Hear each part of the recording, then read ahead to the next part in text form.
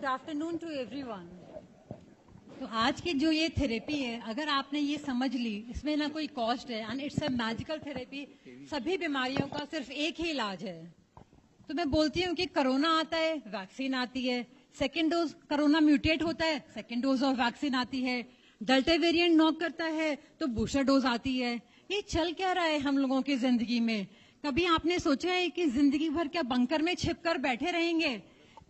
Middle ages में भी अगर कोई बीमारी होती थी तो सब लोग भूत प्रेत या डेमन्स को ब्लेम करते थे, और आजकल किसी को हल्का सा भी फीवर आता है तो फट से वो लैब की तरफ भागता है कि ब्लड टेस्ट करा के देखते हैं कौन सा फंगल इन्फेक्शन है, बैक्टीरियल इन्फेक्शन है, या फिर कोई हवा में नया वायरस आया है।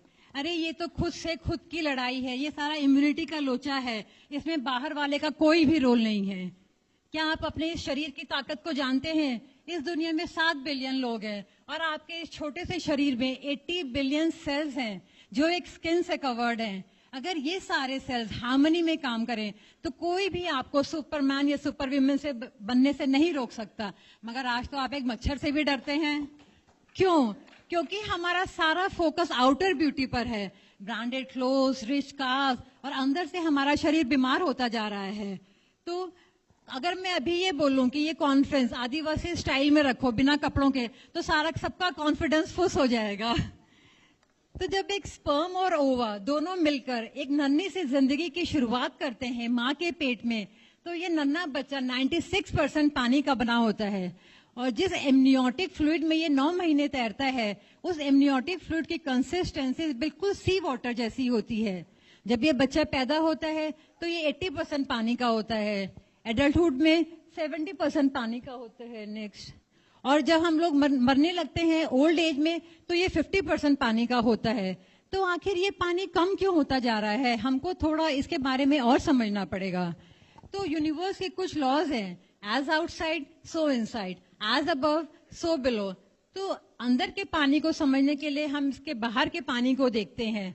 अगर आप बाहर देखते हैं तो पानी ओशन, रिवर, लेक्स की तरह होता है। इसी तरह से हमारे शरीर के अंदर भी जो सेल्स के अंदर का पानी है उसकी कंसिस्टेंसी बिल्कुल रिवर के पानी जैसी है। और जो हमारे सेल्स के बीच का पानी है, या जो हमारा सेरिब्रोस्पाइनल फ्लूइड है जिसमें हमारा नर्वस सिस्टम काम करता है, उसकी कंसिस्टेंसी बिल्कुल ओशन के पानी की जैसी होती है। और हमारी बॉडी में कुछ रुका हुआ पानी है, उसको हम पॉन्ड का पानी कह सकते हैं। उसी में धीरे धीरे काई जमने लगती है और बदबू आने लगती है, और यही है सारा डिजीज का राज। उसी को हम लोग डिजीज बोलते हैं। तो हम देखते हैं कि किस तरह से हम अपने पानी को ठीक कर सकते हैं, तो हम अपनी डिजीज को भी ठीक। तो हमारे शरीर में जो मसल्स होती हैं वो 75% पानी की बनी है, ब्रेन हमारा 85% पानी का बना है, ब्लड 82%, हमारे लंग्स जो है वो 90% पानी के बने हैं, और इवन हमारी जो बोन्स हैं वो भी 28% पानी की बनी है। तो अगर हम हमारी बॉडी के फिजियोलॉजिकल प्रोसेसेस को करने के लिए, जैसे कि हमारा बॉडी में यूरिन बनता है, पसीना आता है, खाना डाइजेस्ट होता है, एक्सपिरेशन में भी, रेस्पिरेशन में हम लोगों का 1 से 1.5 लीटर पानी डेली निकल जाता है। तो अगर कोई पूछता है कि हमें दिन में कितना पानी पीना चाहिए, तो अगर हमारे फिजियोलॉजिकल प्रोसेस में 2 से 2.5 लीटर पानी डेली बेसिस पर निकलता है, तो मिनिमम टू मिनिमम हमें 2 से 2.5 लीटर तो पानी पीना ही पड़ेगा। और उसके ऊपर भी अगर हम कोई फिजिकल एक्सरसाइज करते हैं, जैसे डांस करते हैं या हम लोग धूप में काम करते हैं, तो हमारे को अपनी बॉडी को हाइड्रेट करना ही पड़ेगा। बट अगर हमारा बॉडी में वाटर की क्राइसिस होती है तो हमारी बॉडी में, इसको हम बोलते हैं डिहाइड्रेशन। डिहाइड्रेशन का मतलब क्या है कि हम लोग अंगूर से किशमिश बनने लगते हैं, हम लोग जवानी से बुढ़ापे की तरफ मूव करने लगते हैं।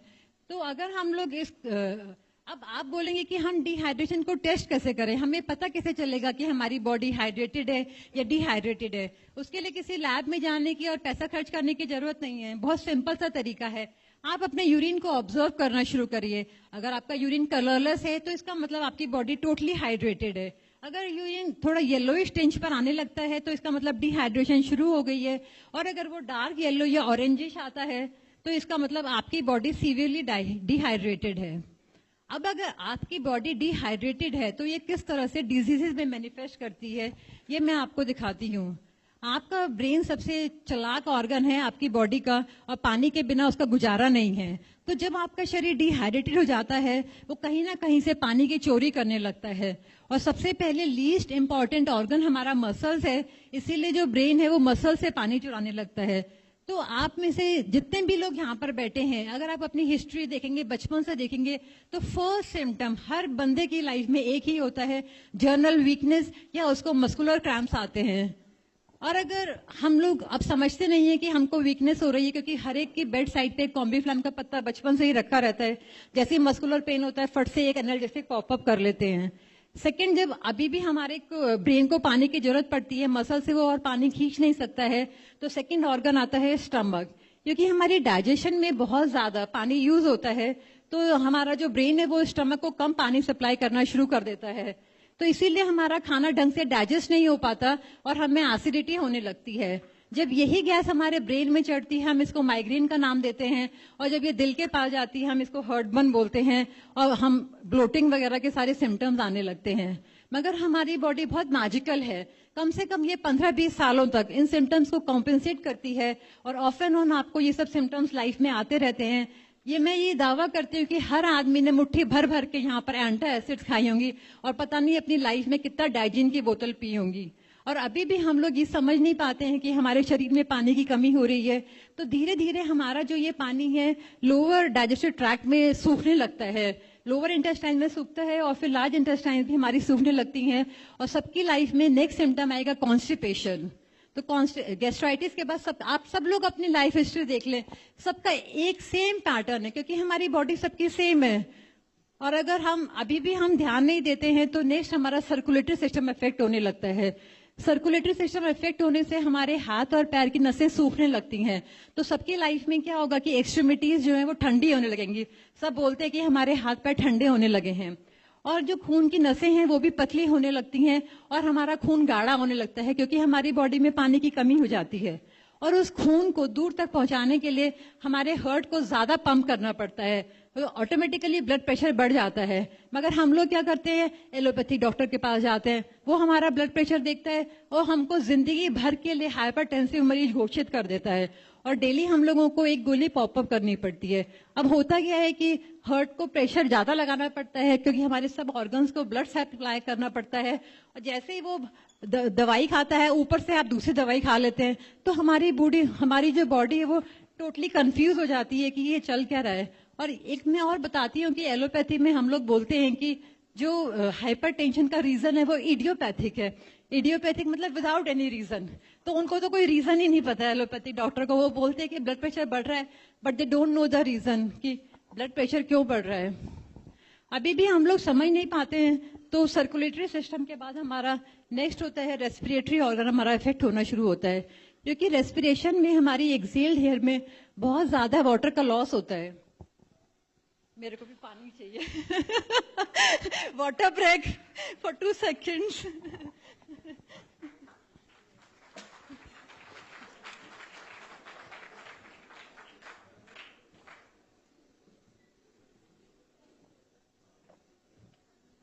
तो नेक्स्ट सिम्टम आता है रेस्पिरेटरी ट्रैक्ट में। अब क्या होता है कि एल्वियोलाई से हमारा एयर एक्सचेंज होता है, तो ब्रेन बोलता है भाई कम एक्सचेंज करो, इतना सरफेस एरिया इसका कम करो, तो हमारे लंग्स में म्यूकस सेक्रेट होने लगता है, तो हमको ब्रेथलेसनेस हो जाती है। मैं ये गारंटी से बोलती हूँ, अगर किसी को भी अस्थमा का अटैक पड़े और वो अपनी जीभ पर 1/4 चम्मच नमक रखे और 2-3 ग्लास पानी पी जाए, तो उसको कोई इनहेलर की जरूरत ही नहीं पड़ेगी। अब अगर रेस्पिरेटरी सिस्टम पे भी हमारा ब्रेथलेसनेस वगैरह सब सिम्टम्स शुरू हो जाते हैं और दवाई खाने की और डॉक्टर्स के पास जाने की तो हमें आदत है, तो हम चले ही जाते हैं। इसके बाद नेक्स्ट सिम्टम हमारा क्या इफेक्ट होता है। अभी क्या है ना कि ब्लड प्रेशर आपका बढ़ गया, तो एलोपैथी डॉक्टर आपको बोलेगा सॉल्ट इंटेक बंद कर दो। सॉल्ट इंटेक बंद कर दिया, उससे क्या हुआ कि सेल के अंदर का पानी रिवर जैसा है, सेल के बाहर का पानी ओशन जैसा है, दोनों पानी मिल गए, ऑस्मोटिक प्रोसेस जो है बॉडी का सारा खत्म हो गया, तो जो हमारा पानी है वो टिश्यूज में सीपने लगता है। तो नेक्स्ट प्रॉब्लम हमारे पेशेंट्स की आती है कि उनके पैरों में स्वेलिंग हो जाती है, उनके लोअर एब्डोमेन में स्वेलिंग हो जाती है, तो उसको वो एसाइटिस का नाम देते हैं, और जब उनके चेस्ट में स्वेलिंग होती है तो उसको वो प्लूरल एफ्यूजन का नाम देते हैं।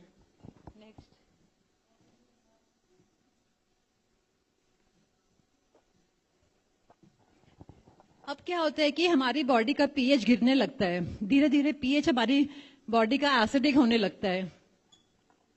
तो जब बॉडी का पीएच एसिडिक होता है तो बेसिकली सेल्यूलर लेवल पे सोडियम अंदर होता है, पोटेशियम बाहर होता है और इनका एक्सचेंज होता है। अब आदमी को सॉल्ट खाने के लिए तो मना ही कर दिया गया है, तो उसका पोटेशियम लेवल बहुत ज्यादा राइज करने लगता है क्योंकि वो सोडियम को ढूंढता है एक्सचेंज के लिए।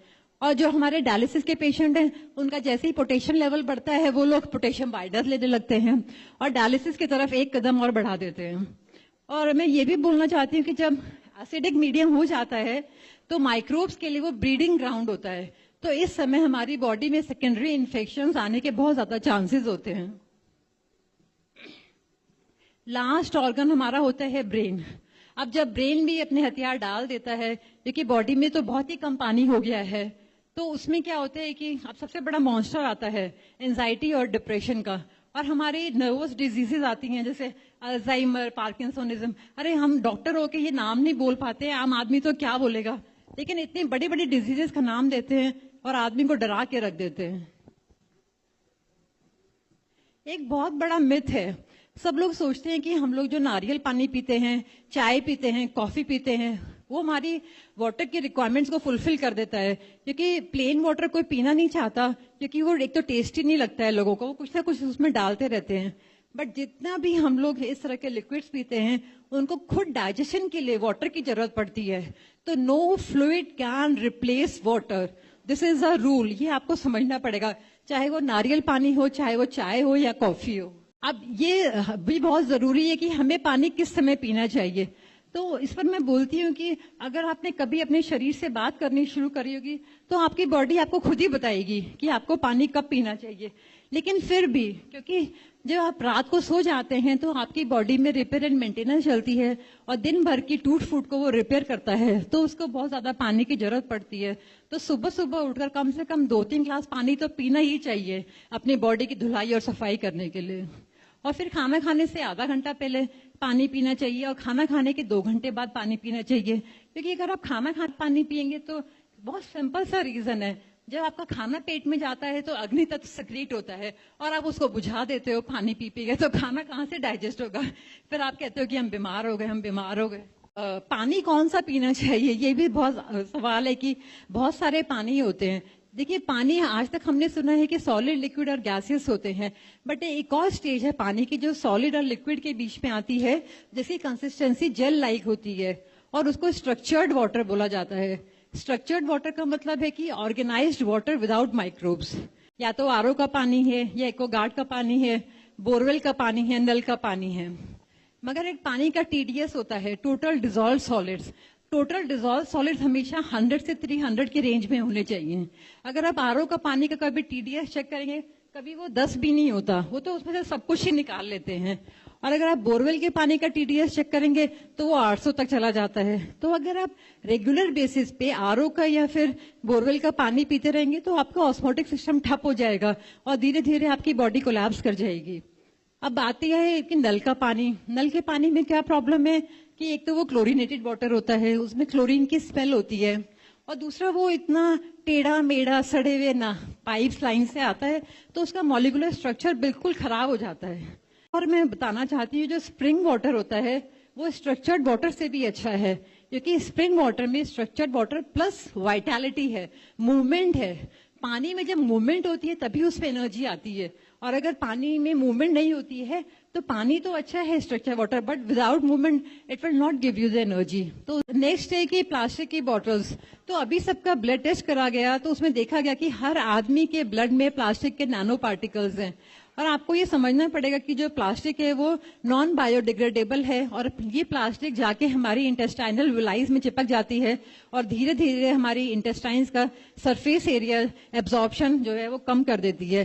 खादर वाली सर ने तो ये भी बोला है अपने लेक्चर में कि जिन लोगों के बाल उड़ जाते हैं उनके इंटेस्टाइन्स में सब जगह प्लास्टिक चिपका हुआ है। तो जब तक आप लोग फ्लश आउट नहीं करेंगे, ये प्लास्टिक की बोतल पीते रहेंगे, और इसका पानी भी डेड है, इट्स अ डेड वाटर। पता नहीं कब से इसके अंदर रखा हुआ है, किस तरह से ये केमिकली ट्रीटेड है, ऊपर से इसमें प्लास्टिक है। मैं आपको 2-3 पेशेंट्स का एग्जांपल देती हूँ। एक मेरी किडनी पेशेंट है, तो उसको भी मैंने किडनी पेशेंट मैं सभी पेशेंट को सिर्फ कोई भी बीमारी हो, मैं सिर्फ उनको I just give 6 glasses of river water and 1 glass of ocean water, that's it. वो अपना पूरा सब बीमारी का वो ट्रीटमेंट है। चाहे कैंसर भी है, मैं आपको बताना चाहती हूँ कि अपना सिर्फ आपको पानी को ध्यान रखना है, और ये ध्यान रखना है कि daily ½ table spoon of salt बहुत जरूरी है, क्योंकि आपका ओशन वाटर को मेंटेन करना बहुत जरूरी है, सेल्स का प्रेशर को मेंटेन करना बहुत जरूरी है, वरना ऑस्मोटिक सिस्टम आपका खराब हो जाएगा। तो जो मेरी वो किडनी की पेशेंट है, किडनी के पेशेंट को मैं बोलती हूँ ग्रेजुअली अपना वाटर आप बढ़ाना शुरू करो। तो अभी 1 हफ्ता पहले ही मैंने उसका पानी बढ़ाया, तो उसका यूरिन आउटपुट भी बढ़ गया, उसकी जनरल कंडीशन भी अच्छी हो गई, और उसका यूरिन येलो से कलरलेस हो गया। तो that was the achievement. Secondly, एक हमारा पेशेंट है अंकुर, जिसकी हमने एक प्रेस कॉन्फ्रेंस करी थी, उसकी हमने डायलिसिस रिवर्स की है, उसके लिए अब डायलिसिस नहीं होती है, लेकिन उस पर भी मैंने वाटर थेरेपी ट्राई करी है। तो अभी उसने अपना अल्ट्रासाउंड कराया था, तो उसके अल्ट्रासाउंड में उसका किडनी का साइज भी बढ़ गया है। तो वाटर थेरेपी करने से किडनी का साइज भी बढ़ जाता है। एक पेशेंट है सिरोसिस लिवर फ्रॉम उड़ीसा, तो उसके साथ क्या था कि उसको 2-3 दिन से मेमोरी लॉस हो रहा था, कुछ याद ही नहीं आ रहा था। उसको मैंने बोला खाना पीना छोड़, सिर्फ अल्कलाइन वाटर ले ले, और 12 घंटे के अंदर अंदर उसका सारे सिम्टम्स गायब हो गए, और उसको वो रिपीट भी नहीं हुए सिम्टम्स आज तक। 1 महीना हो गया इस बात को। ये ऑटो इम्यून डिजीज में भी ये थेरेपी बहुत वंडरफुल काम करती है। एक मेरी पेशेंट है, तो उसको ऑटो इम्यून डिजीज थी, तो मेरे कहने से उसने 15 दिन के लिए वो अल्कलाइन डाइट पे चली गई, अल्कलाइन वाटर पर। तो 15 दिन उसका हस्बैंड बड़ा पैनिक कर रहा था, तो 15 दिन बाद उन लोगों ने टेस्ट कराया, तो उनका ऑटो इम्यून डिजीज नेगेटिव आया। तो अगर आप सब कुछ ये सब करना शुरू करेंगे, तो आपको समझ में आएगा कि we are not sick, but just we are thirsty. We don't need much of doctors. We just need to correct our water. We need more of structured water. Thank you.